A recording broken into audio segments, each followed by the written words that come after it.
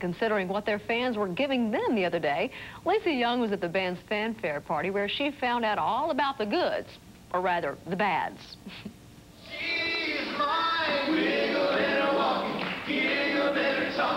Ricochet fed its fan club members some tidbits from the upcoming new album, and that's something this audience was hungry for.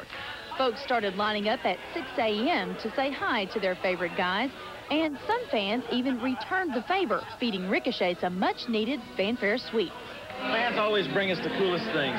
Got some snacky cakes here, some happy times, some snack.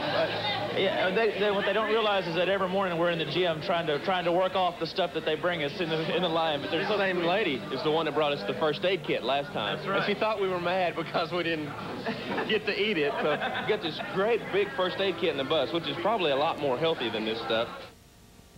You know, if you're a member of, say, 5 or 6 fan clubs, you could really put on some weight during fanfare. Isn't that the truth? And Sammy Kershaw. TNN's Gary Chapman and the Tennessee Oilers kicker Al Del Greco headed the two teams in the big charity event.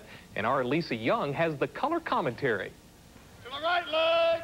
When Al Del Greco's team hit the field, the players meant business. We have Al Del Greco. He can kick from the length of the field, so we have. We're going to lean on him. Yeah. Just go for field goals.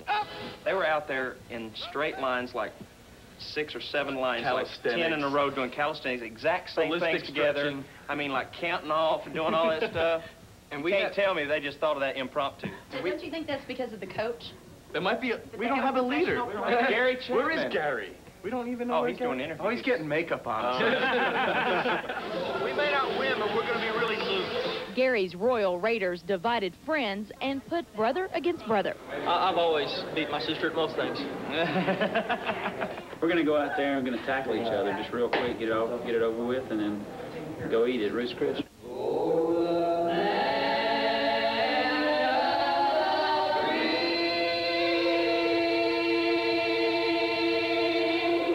After Thrasher Shiver fired up the crowd, pros like Chris Sanders helped the Royal Raiders to an early lead, which they held till halftime. They've got this guy named Sanders on their team, and he's an NFL player, and they need to put a governor on him because he can run about 100 miles an hour, and they need to shut him off about 60. We're like the bad news bears.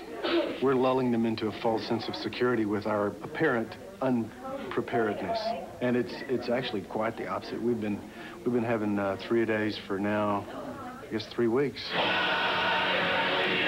But not even a dancing Dean Sams could stop Del Greco's team in the second half.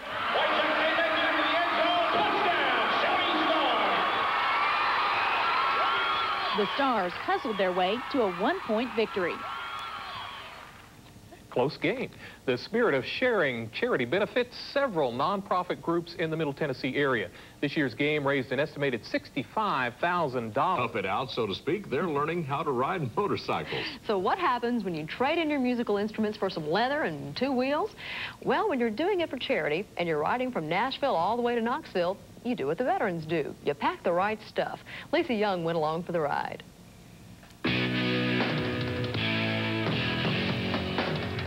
Let me tell you, it was early, but that didn't stop these Harley enthusiasts from rolling down to Music City's NASCAR Cafe for a group ride.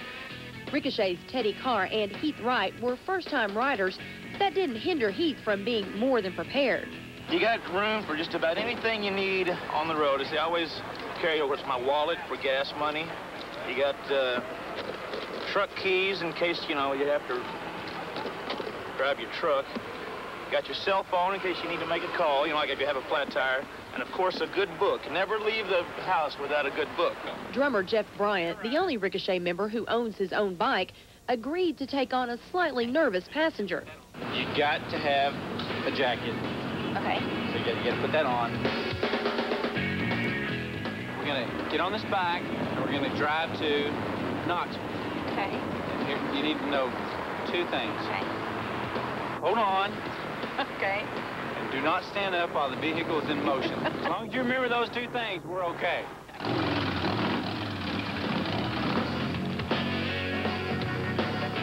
It was quite a sight as a swarm of Harleys headed east down Interstate 40, and it's easy to see why hitting the open road is addicting. sort of like it's therapy. I mean, you just get away and you get out, and there's no feeling like it. I mean, you're out and it's just you and the bike and the road, and you get away completely, and it's great. It just makes you feel good to be out there and, you know, smell the fresh cut grass and see the fog in the morning. And trust me, I don't normally get up this early. No phones ringing. Isn't that great? And the beach run was for a great cause that's dear to NASCAR fans. Our charities are two NASCAR-related charities, the Winston Cup Racing Wives Auxiliary and the Hendrick Merrill program. So they're NASCAR-oriented charities. See, okay, you got to see this seat. This was my seat. That was my seat. Well, it wasn't too bad going through the construction. She was yelling at all the construction workers. Hey! Hey! No, but I did learn one very important biker chick kind of rule thing. See these jackets? I learned the most important thing is you keep your lipstick handy right there. If you've got lipstick in there, we got a problem. Very good, Lisa. Very important item. Well, Jeff and I both will take your word for it. The bike run is organized by syndicated radio hosts John, Boy, and Billy, The Big Show. That's right. This year it ended up raising some $10,000 for charity. Good for them.